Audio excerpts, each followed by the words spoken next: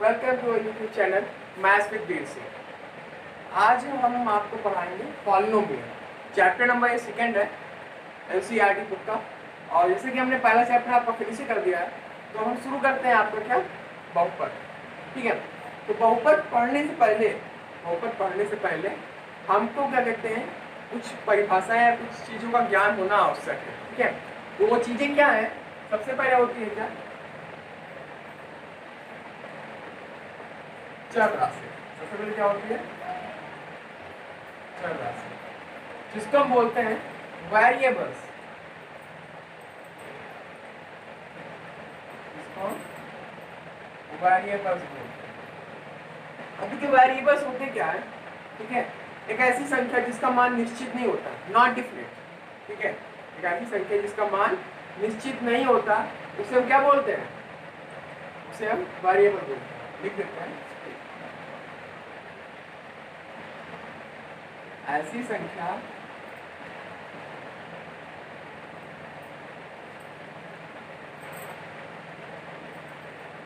जिसका मान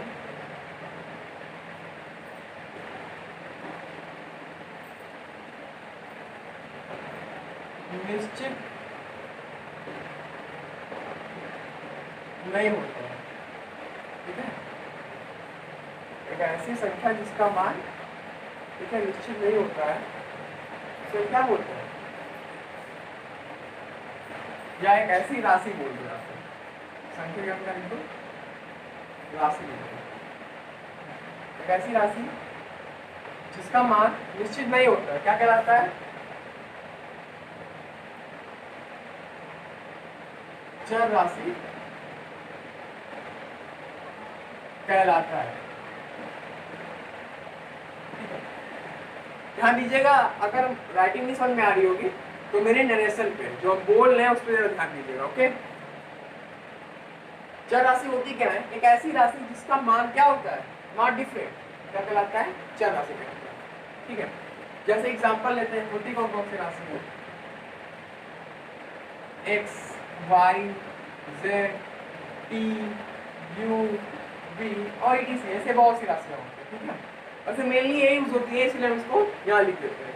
मतलब देखो, एक्स की वैल्यू कुछ भी हो सकती है, 1 2 3 4 5 6 7 8 डॉट डॉट डॉट इनडिफिनिट तक। ठीक है, तो इतना समझ में आ गया।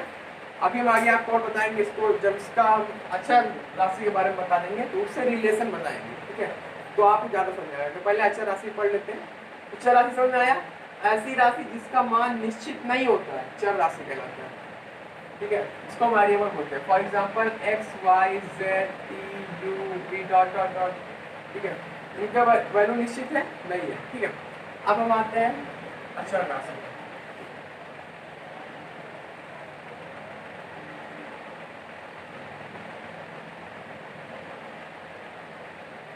इसको हम बोलते हैं कांस्टेंट। कांस्टेंट का नाम सुन के ही आपको पता चल गया होगा, इसकी वैल्यू बदले ना, उसे कांस्टेंट बोलते हैं। तो ऐसी राशि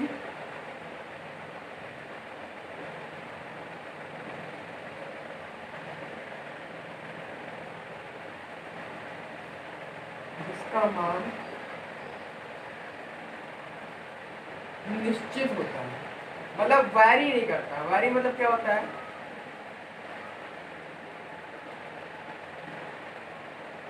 निश्चित होता है, उसे क्या बोलते हैं?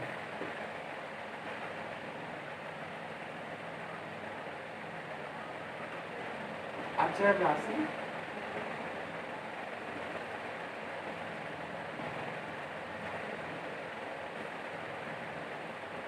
मीन्स कहने का मतलब क्या है कि ऐसी राशि जिसका मान निश्चित होता है, अचर राशि कहते हैं। जितने भी नंबर हैं, जितने भी नंबर इस यूनिवर्स में, जितने भी नंबर हैं, ऑल आर कांस्टेंट। सभी क्या है? कांस्टेंट। ठीक है, एग्जांपल इसका लेते हैं 2 3 4 5 डॉट डॉट डॉट एबीसी। और यहाँ पे पाई, पाई भी क्या है? अचर है। But we know that the value of pi is equal to 22/7, hence the pi is constant. Is clear? Okay. अब हम आते हैं कांस्टेंट एग्जाम्पल बताया 2 3 4 5, ठीक है। तो 2 है, क्या नंबर वैरी करेगा? 2 को क्या हम 3 पढ़ सकते हैं? नहीं ना। तो क्या है 2 का मतलब 2 नॉट 3। तो मीन्स दैट क्या, जो वैल्यू है वो क्या है? निश्चित है, ये कभी बदल नहीं सकती। Does not vary, that's mean that this number is क्या? कांस्टेंट। It is okay. तो आपको समझ में आया चर राशि क्या होती है? चर राशि क्या होती है? चर राशि मीन्स दैट ऐसी संख्या जिसका मान निश्चित नहीं होता, चर राशि कहलाता है। For example x y z dot dot dot, ठीक है। और चर राशि क्या होती है? कांस्टेंट। ऐसी राशि जिसका मान निश्चित होता है उसको हम क्या बोलते हैं?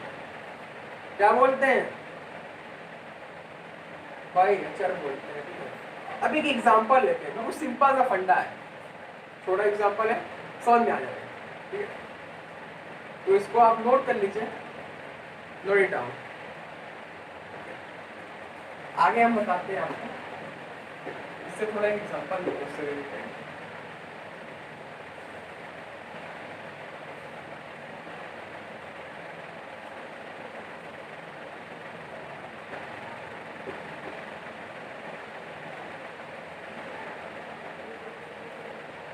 एग्जांपल देते क्या है? जैसे सपोज एक इक्वेशन दी है x plus 4 equal to 8,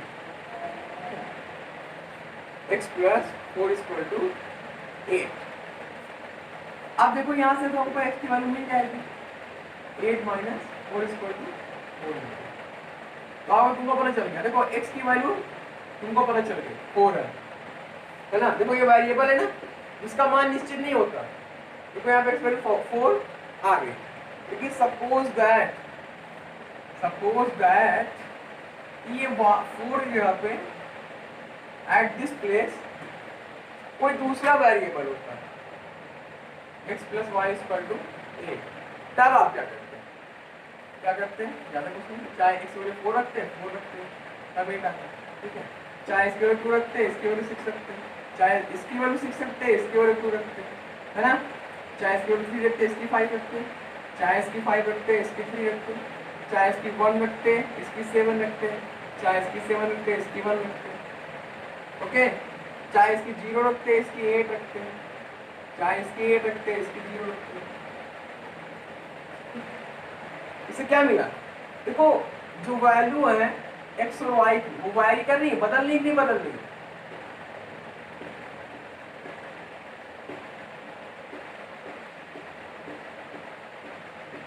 but this number is constant, ये नहीं बदल रहा है, इसकी वैल्यू बदलती चली जा रही है लेकिन ये वैल्यू नहीं बदल रही। समझ में आया? कांस्टेंट हो क्या कहते हैं? वेरिएबल क्या होता है?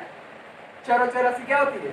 ये अचर राशि हो गई बिकॉज ये बदल नहीं रही है, लेकिन x plus y equal to 8 है, तो आप अनुमान लगा सकते हैं ना, इसकी वैल्यू ये हो सकती है, इसकी वैल्यू ये हो सकती है, मतलब ये वैरी कर रही है, इसकी वैल्यू क्या हो रही है? वो वैरी कर रही है, मतलब बदल रही है बार बार। तो ये क्या होगी? वेरिएबल। इसको हम क्या बोलेंगे? आई होप कि आपको इस एग्जांपल से समझ में आ गया होगा। चरा और चरा से समझ में आ गई। अब हम आते हैं अलजेब्राइक एक्सप्रेशन पे। अलजेब्राइक एक्सप्रेशन मींस दैट बीजीय व्यंजक, इसको अपने लैंग्वेज क्या बोलते हैं? बीजीय व्यंजक। तो अलजेब्राइक इक्वेशन होता क्या है पहले आपको बताते हैं।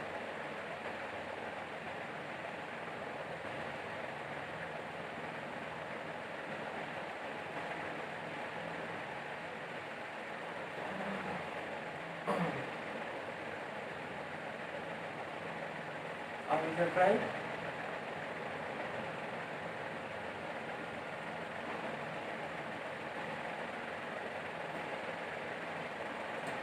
देखो पहली बात तो ये जान लीजिए कि आपको क्या कहते हैं बहुपद बहुत अच्छी तरह पढ़ना है, क्योंकि इसके बाद क्लास 10th है उसमें भी तुमको बहुपद मिलेगा, 11 में भी कुछ इसका पार्ट रहेगा फैक्टराइजेशन वगैरह वगैरह, ठीक है।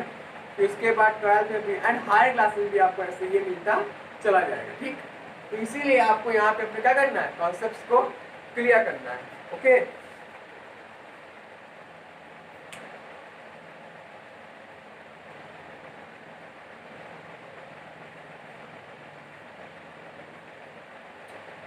देखो भाई होती क्या है, जब चर तथा अचर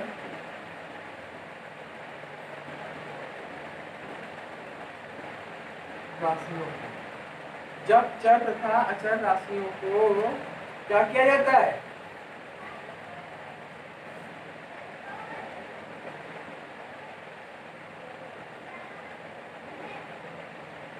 मूलभूत संक्रियाएं, मीन दैट फंडामेंटल, ठीक है, मूलभूत संक्रियाएं जिसको क्या बोलते हैं, प्लस, मल्टीप्लाई, माइनस और डिवाइडेशन से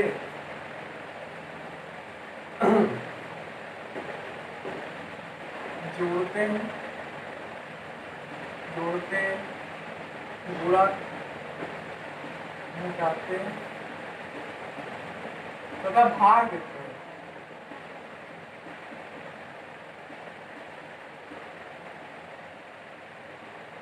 वो ऐसे व्यंजक को क्या बोलते हैं,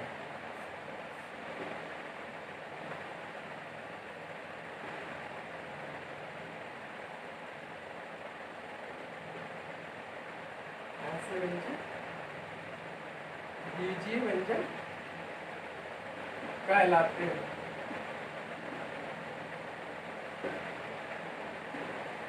देखो ये दिया है चर राशि, ओके, पावर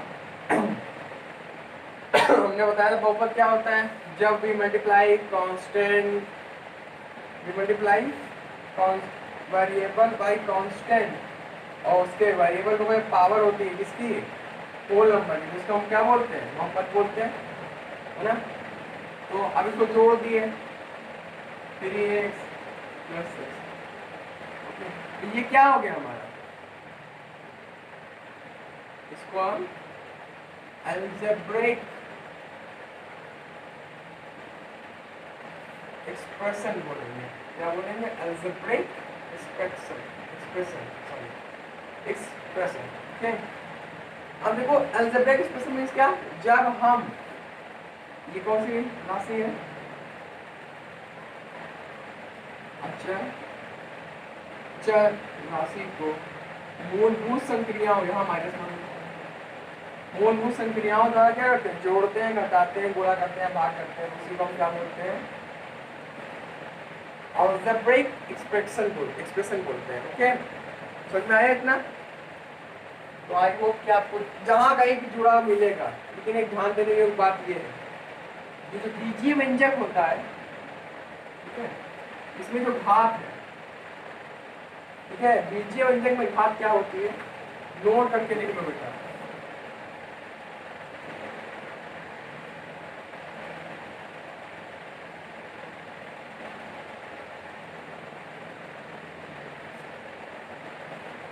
बीजीय व्यंजक में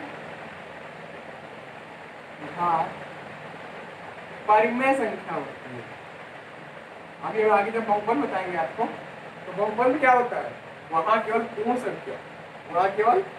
संख्या होती है, लेकिन बीजीय व्यंजक में घात परिमेय संख्या होती है। परिमेय संख्या मतलब समझ रहे हो ना, अपॉन में भी लिख सकते हैं, मीन्स दैट क्या 2/3 में हम कर सकते हैं, तो ये हमारा बीजीय व्यंजक होगा, ओके। लेकिन हम अगर बहुपद में ऐसा करते हैं, मीन्स दैट 3/2, तो हमारा बहुपद नहीं होगा। बहुपद में हमेशा क्या होनी चाहिए, घात पूर्ण संख्या के रूप में होनी चाहिए, कोई और संख्या वहां पे वारी या क्या कहते हैं लाई नहीं करेगी, ओके। समझ में आ गया बीजीय व्यंजक, नोट कर लीजिएगा, दिमाग में बिठा लीजिएगा, बीजीय व्यंजक में घात परिमेय संख्या होती है। परिमेय संख्या मतलब ये क्या, उसके अंदर सारी संख्या आ जाती है, नंबर सिस्टम में आपने पढ़ा होगा ना, ये परिमेय संख्या के अंदर सारी संख्याएं आ जाती हैं, ठीक है, तो परिमेय संख्या होती है। आपको ये समझ में आ गया, अलजेब्रिक एक्सप्रेशन समझ में। अब आपको बताते हैं हम बहुपद क्या है, व्हाट इज पॉलिनोमियल। क्योंकि हमने चर राशि बता दिया, अचर राशि बता दिया, बीजीय व्यंजक बता दिया। अब बारी आती है इसकी बहुपद की, कि बहुपद होता क्या है। बहुपद से आपको ऐसे ही पता लग रहा होगा कि जिसमें बहुत से पद है उसको क्या बोलते हैं, बहुपद बोलते हैं।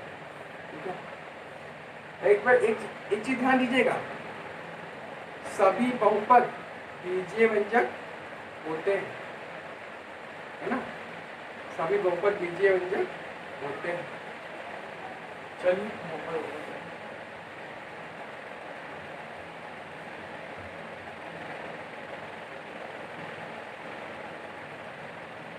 देखिए बहुपद का सबसे सिंपल मैं फॉर्मूला बताता हूँ,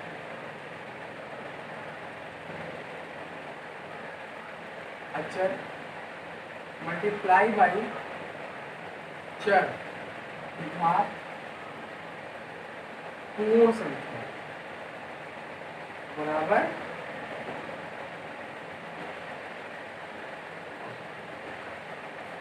मतलब कि क्या है इसका कहने का कि जब हम किसी अचर राशि को, है ना, कांस्टेंट इसको बोलते हैं, क्या बोल सकते हो, जब अचर राशि का गुणन चर राशि की घात पूर्ण संख्या से, ध्यान देना, जब अचर राशि का गुणन चर राशि की घात पूर्ण चर राशि से होता है जिसकी घात क्या है, पूर्ण संख्या है। जब अचर राशि का गुणन, है ना, चर राशि से होता है जिसकी घात क्या है, पूर्ण संख्या है, ठीक है, उसी को हम क्या बोलते हैं, बहुपद बोलते हैं। लिख लीजिएगा, ठीक है। जब हम अचर संख्या को या अचर राशि को चर राशि से गुणा करते हैं जिसकी घात पूर्ण संख्या है, उसी को हम बहुपद बोलते हैं। इट इज क्लियर, बहुपद आपको समझ में आ गया, ठीक है। अब हम बताते हैं आगे एग्जाम्पल देखो, 5x की पावर 2 प्लस 3x और 1 प्लस 6। आप कहोगे यार सर ये 6 कहाँ से आ गया, इसमें तो कोई अचर राशि है ही नहीं, तो क्या कहोगे, अचर तो है ये चर नहीं है। तो x की पावर 0 बोले समझते हो क्या होता है, किसी भी नंबर की पावर के 0 मतलब होता है 1, ठीक है। तो x की पावर 0 मतलब 1, तो 6 हो जाएगा। It is clear. तो ये हो गया क्या हमारा बहुपद। ओके, टॉपिक क्लियर करते रहिए, चाहे कोई सी भी बुक होगी, जो टॉपिक आपके नहीं क्लियर रहेंगे, कॉन्सेप्ट नहीं क्लियर रहेंगे, तो आप सवाल रख के नहीं, अगर रख के लगाओगे, जिस क्लास का लगा रहे हो सवाल बस वहीं तक रख के रह जाओगे। लेकिन अगर कॉन्सेप्ट क्लियर रहेगा तो आप नेक्स्ट क्लास, उससे नेक्स्ट क्लास, उससे नेक्स्ट क्लास आपका बिल्कुल without any type of problem चलता रहेगा। ओके, तो यहाँ पे कॉन्सेप्ट क्लियर करिए, ठीक है। जब तक कॉन्सेप्ट ना क्लियर हो रिवाइंड कर करके देखिए, रिवाइंड कर करके देखिए, लेकिन कॉन्सेप्ट क्लियर करिए तब आगे बढ़िए।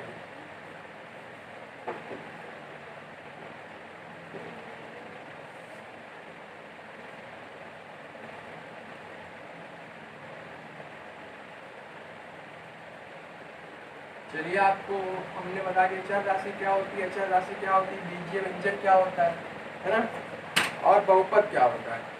अब हम आपको बताएंगे कुछ इक्वेशंस, कुछ क्वेश्चंस हैं, ठीक है, उसको हम सॉल्व करते हैं। चलो एग्जांपल लेते हैं, अपने मन से कुछ भी लेते हैं, ठीक?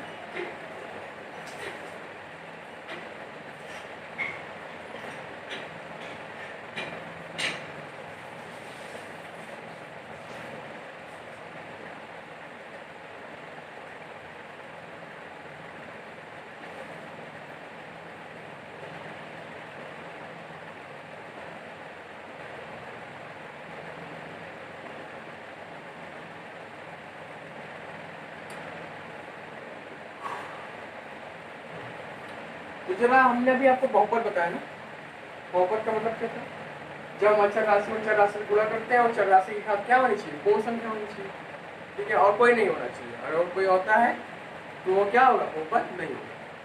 तो जरा उस कॉन्सेप्ट के हिसाब से, जो हमने बताया था उस थ्योरी के हिसाब से जरा इसमें बताइए कौन कौन सा बहुपद है और कौन कौन सा बहुपद नहीं।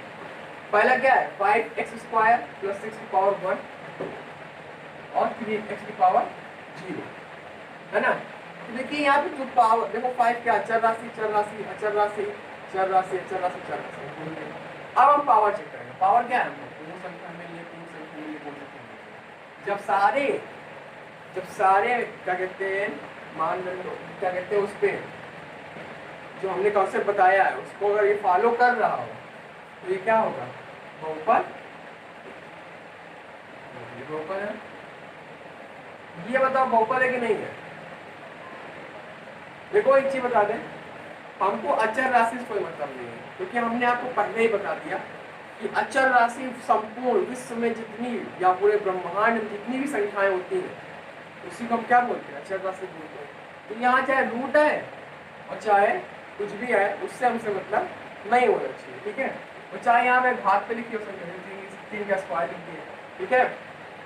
इधर यहाँ चेक करिए, यह है बहुपद भाई, यहाँ चर अचर और अचर राशि हमको मिल गई, चर चर और चर राशि मिल गई, ठीक है। और इनकी घातें क्या है, सब क्या है, वो है, तो ये भी क्या होगा, बहुपद। चलो ये बताइए, ये बहुपद है, 3 की घात 2 + 4/x + 1, ये बहुपद नहीं है, क्योंकि पहले ही हमको मिल गया क्या, अपान में, अपान मतलब रेशनल मिल गया। ये क्या बोल सकते हैं इसको, ठीक है, ये क्या है, एक प्रकार से बीजीय व्यंजक है, ओके, लेकिन ये क्या नहीं है, बहुपद नहीं है, ओके। ये बहुपद नहीं है लेकिन बीजीय व्यंजक है, ये ध्यान देना। बीजीय व्यंजक में कोई भी घात चलती है, रेशनल में माइनस नंबर भी आता है प्लस नंबर भी आता है, ओके। तो ये क्या है, ये बहुपद।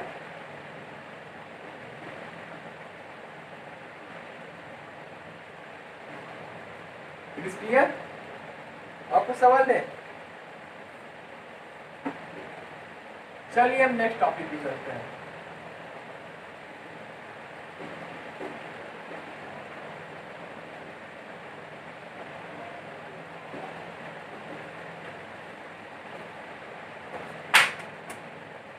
हमारा नेक्स्ट टॉपिक क्या है, नेक्स्ट टॉपिक है हमारा बहुपद के पद और पूर्णांक, है ना। बहुपद के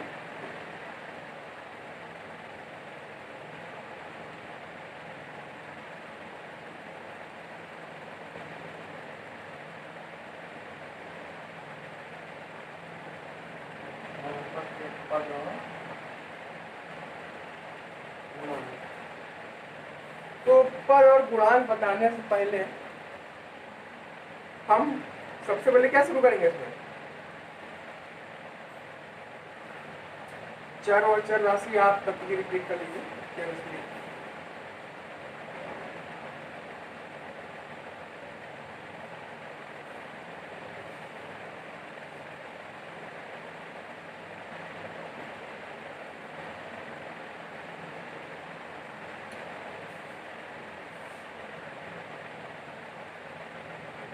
अब देखिए पद क्या होता है, हमने हेडिंग डाल दी, बहुपद के पद और गुणांक। सबसे पहले क्या शुरू होता है यहाँ पे, पद, जिसको हम अंग्रेजी में क्या बोलते हैं, टर्म, है ना, टर्म्स, इसको क्या बोलते हैं, टर्म्स, है ना। टर्म मतलब क्या होता है, पद। अब देखो जो भी नंबर प्लस या माइनस, जैसे मान लिया 3x² + 5x + 6, है ना भाई। देखो ये क्या है, बहुपद है। अब हमको क्या निकालना है, बहुपद के पद और गुणांक निकालना है। तो जो भी नंबर प्लस माइनस से विभक्त होते हैं, देखो ये जो पद है, ये जो भी क्या कहते हैं, ये जो पद होते हैं जो प्लस माइनस से विभक्त होते हैं, इन्हीं को हम क्या बोलते हैं, पद बोलते हैं। जो भी क्या कहते हैं, चर या चर राशि गुणनफल, है ना, जो किससे अलग होते हैं, प्लस माइनस से क्या होते हैं, पृथक होते हैं, अलग अलग होते हैं। ये क्या हो गया, एक पद हो गया। ये क्या हो गया, एक पद हो गया। ये क्या हो गया, एक पद हो गया। जब एक से ज्यादा पद मिलते हैं तो उसको क्या बोलते हैं हम, बहुपद ही तो बोलते हैं, है ना। एक से अधिक पदों का जो योग होता है, ये जो संक्रियाओं द्वारा प्रयोग करके हम उसको बनाते हैं, उसे क्या बोलते हैं, बहुपद बोलते हैं। सिंपल लैंग्वेज में ये भी हो सकता है। देखो एक पद ये हो गया, एक पद ये हो गया, एक पद ये हो गया, ठीक है। इसको क्या बोलते हैं, एक पद, दो पद, तीन पद है आपको, तो इसको त्रिपद बहुपद बोलेंगे, त्रिपद बोलेंगे, है ना। लेकिन अगर ये n होते तो क्या बोलते हैं, डॉट डॉट डॉट n तक होते तो हम इसको क्या करते हैं, है ना। तो क्या करते हैं, ज्यादा कुछ नहीं करते, ये क्या हो जाता है, एक पद, दो पद, तीन पद से डॉट डॉट डॉट बहुत ढेर सारे पद हो जाते हैं, इसको क्या बोलते हैं, बहुपद बोलते हैं। तो ये क्या हो गया, जो प्लस माइनस से अलग अलग होते हैं उन्हें हम क्या बोलते हैं, बहुपद बोलते हैं, ठीक है। जो संक्रियाओं द्वारा पृथक हुए होते हैं, है ना, जो क्या कहते हैं, ऐसे भाग, ये एक भाग ही तो है, इसका पार्ट ही तो है, ऐसे पार्ट वो क्या कहते हैं, प्लस माइनस द्वारा क्या होते हैं, अलग अलग होते हैं, उन्हें क्या बोलते हैं, हम पद बोलते हैं। ओके, क्या बोल सकते हो, पद में क्या होता है, पद बराबर क्या होता है, चर गुणे अचर, सॉरी अचर गुणे चर की घात पूर्ण संख्या। ये एक पद बराबर होता है, ये भी ध्यान देने की बात है, ठीक है। एक पद बराबर क्या होता है, अचर गुणे चर की घात पूर्ण संख्या। ये आपको निश्चित एक पद में मिलेगा, इट इज क्लियर। पद आपको समझ में आ गया। अब हम यहीं पे कोएफिशिएंट मींस इसको हम बोलते हैं क्या, गुणांक।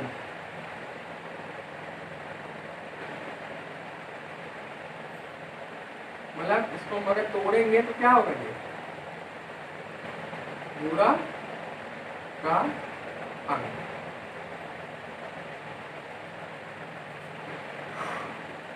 चलिए एक एग्जांपल लेते हैं, 6x square plus 5x plus 3, या हमने ले लिया। अब देखिए अगर पहले एक ये क्वेश्चन दिया, अब पूछ रहे इसमें आपको पद बताइए कौन कौन से हैं, तो भाई बता दोगे ना, ये एक पद है, एक पद ये, एक पद ये है, बता दिए। अगर आपसे पूछ लिया कि इसमें गुणांक बताइए कहाँ है, गुणांक क्या है ना, तो देखिए हमने यहाँ गुणांक का मतलब बताया क्या, गुणा का अंक, है ना। किससे गुणा का अंक भाई, चर राशि से, चर राशि से गुणा का अंक क्या कहलाता है, गुणांक कहलाता है, ठीक। अब लेकिन अगर नॉर्मली पूछेगा कि इसका गुणांक बताइए, तो ध्यान देना कि सबसे बड़ी पावर कहाँ है, ठीक है। किसी का भी गुणांक पूछ सकता है, लेकिन अगर नॉर्मली पूछेगा तो सबसे बड़ी पावर का गुणांक लिखते हैं, ठीक है। लेकिन अगर नॉर्मली पूछेगा, जैसे कि मान लिया कि पूछ सकता है किसी भी चीज का गुणांक, जैसे आप पूछने का 5x का गुणांक बताइए, तो क्या बताओगे, गुणा का अंक, ठीक है। x स्क्वायर का गुणांक बताइए, मतलब चर राशि आपको बताएगा, ठीक है। उसकी पावर जो होगी उसके बगल जो संख्या लिखी होती है, या बोल सकते हो अचर राशि को ही हम गुणांक बोलते हैं, ओके। अचर राशि ही क्या होती है, गुणांक होती है, लिख दो।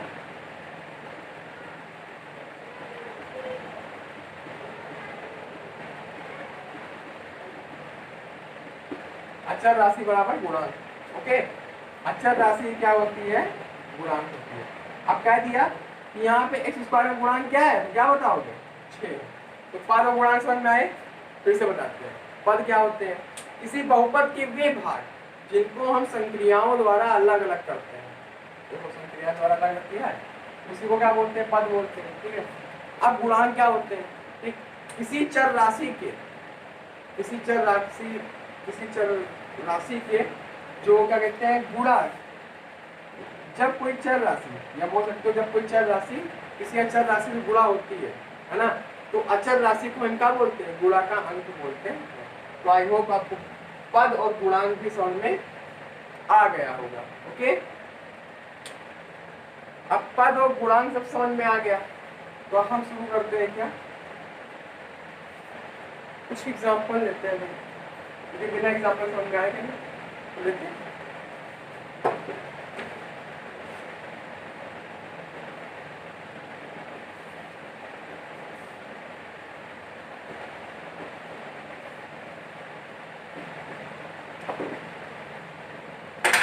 चलिए हम एग्जांपल लिया पहला, बहुत ज्यादा 2x³ plus 3x⁴ plus 2x⁴। अब भाई इसमें कह दिया कि बताइए इसके पद कौन कौन से, जरा क्या लिख दोगे? ऐसे अलग अलग करके लिखते हैं ना, तो कहना क्या ये तीनों क्या है? पद है। अब आपसे ऐसे पूछेगा कि x⁴ का गुणांक क्या है, या x⁴ का गुणांक क्या है, या x⁴ का गुणांक क्या है? तो सबसे पहले क्या x⁴ का गुणांक,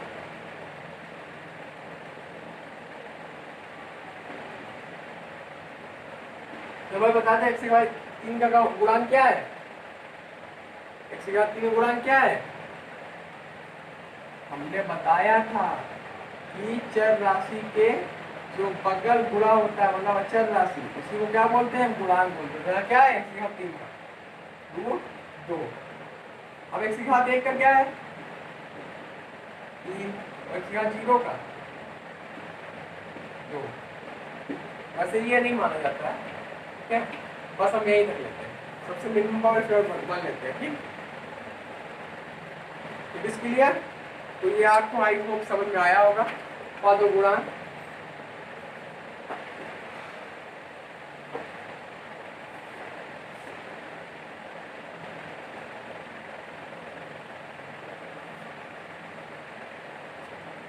अब हम बताएंगे आपको बहुपद की घात। बहुपद की घात,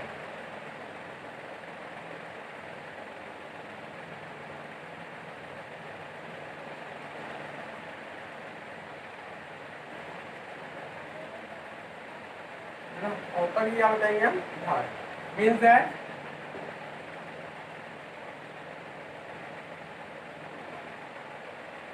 डिग्री ऑफ पॉलिनोमियल।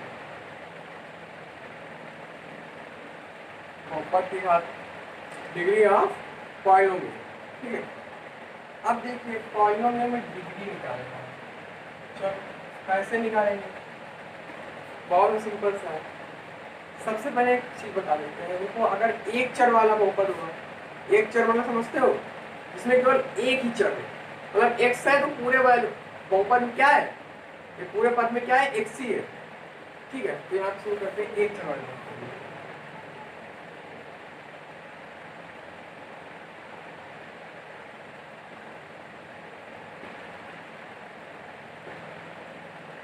अब एक चर वाले बहुपद अगर होगा तो क्या करेंगे?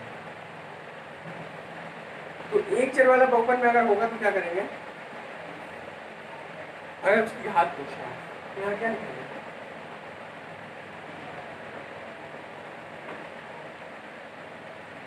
एक चर वाले बहुपद की घात उस बहुपद के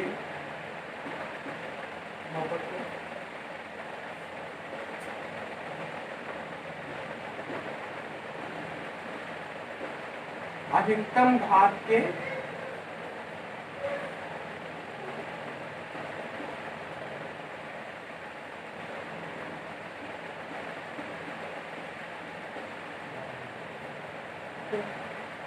एक चर वाले बहुपद की घात उस बहुपद के अधिकतम घात के बराबर होता है। एक चर मतलब समझिए इसमें केवल एक ही हो, जैसे एग्जांपल लिए एक ही चर हो, जैसे 5x² 6x⁴, सॉरी यहाँ क्यूब ले लेते हैं, चलो यहाँ पावर 4 लेते हैं, cube 3x⁴ 6x² plus 5x plus, इतना लंबा हम बढ़िया। अब कह दिया भाई इसकी घात बताओ क्या होगा। नॉर्मली तुमसे कहेगा घात बताओ, तो घात मतलब ये नहीं कि आप 3 देख रहे हो, 2 देख रहे हो, 1 देख रहे हो, वहाँ कुछ नहीं है, तो यहाँ कुछ नहीं देखना है हमको, बस अपने दिमाग कहाँ ले जाना है हमको? हमारा दिमाग कहीं जाना चाहिए, हमारा दिमाग सबसे बड़े घात पे जाना चाहिए। हमको कुछ नहीं देखना, हमको सबसे बड़ी घात देखनी है। सबसे बड़ी घात क्या है? 4 है। तो हमने बताया था एक चर वाले बहुपद की घात उस बहुपद की अधिकतम घात के क्या होता है, बराबर होता है। तो यहाँ पे क्या है, अधिकतम घात क्या है, 4 है। ये क्या होगी, यहाँ की घात या बहुपद की घात बराबर 4, ये हो गया आपका। ऐसे कोई भी अगर सवाल आपको देगा और आपसे कहेगा इस बहुपद की घात बताइए, तो कुछ नहीं करना है, सबसे बड़ी घात ढूंढ लेंगे, सबसे बड़ा नंबर ढूंढ लेना उस घात में, ठीक है। जो सबसे बड़ा नंबर होगा उसे क्या बोलेंगे हम, क्या बोलेंगे भाई, घात बोलेंगे, ठीक है, सबसे बड़ी घात। Okay, it is clear. तो आपको बहुपद की घात भी क्लियर हो गया।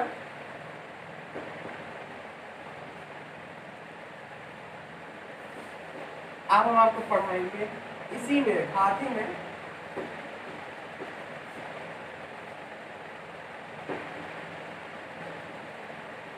अगर दो चर, ऐसे सुन लीजिए, वैसे इसमें ज्यादा इंपॉर्टेंट नहीं है, सुन लीजिए ऐसे। अगर दो चर हो, सपोज मान लिया 5x² y x³ y और y पावर 2 है ना, 5x³ y², 5x² y की पावर 6 प्लस 5, नंबर कुछ भी हो सकता है, उसमें कोई दिक्कत लेने वाली बात नहीं है। अगर ये दिया है, अब इसमें कहते हैं कि सबसे बड़ी घात बताओ क्या होगी, सबसे बड़ी घात बताओ क्या होगी। तो कुछ नहीं करना है, सिंपल सा फंडा है, इन दोनों घातों को क्या कर देना है, जोड़ देना है, ठीक है। सारी घात इसमें अलग अलग दी है, सारी घातों को क्या कर देना है हमको, जोड़ देना। तो 3 + 2 है ना, 2 + 6 और 1 + 1, सारी घातों में जोड़ दिया, आया कितना, 5 8 और 2, बड़ा क्या है 8 बड़ा सबसे, है ना। तो ये क्या हो जाएगी, घात हो जाएगी भाई बहुपद की। दो चर वाले बहुपद की घात कैसे पता करते हैं, पहले सारा बहुपद ऐसे लिखा जाने देते हैं, जितनी घात होती है एक पद में, जो पहला पद है उस पद की सारी घातों को हम जोड़ लेते हैं, जैसे हमने यहाँ पे जोड़ लिया उस पद की सारी, जैसे 3 पद है इसमें, तीनों पद की घातों को हमने यहाँ जोड़ के लिख लिया। अब देखेंगे उन तीनों पदों में घात सबसे बड़ी किसकी है, इस पद की है, तो ये होगा सबसे बड़ी घात। सबसे बड़ी घात क्या होगी यहाँ पे, क्लियर। तो देखिए आज हमने आपको क्या क्या पढ़ाया, चर राशि, अचर राशि, बीजीय व्यंजक, बहुपद और पद, गुणांक, और क्या पढ़ाया, लास्ट टॉपिक अपना घात क्या करनी, ठीक है। तो आई होप आपको ये समझ में आया होगा। कल हम आपको पढ़ाएंगे इसके बाद क्लासिफिकेशन, कैसे हम बहुपदों के प्रकार किसी भी प्रकार से होते हैं, ठीक है।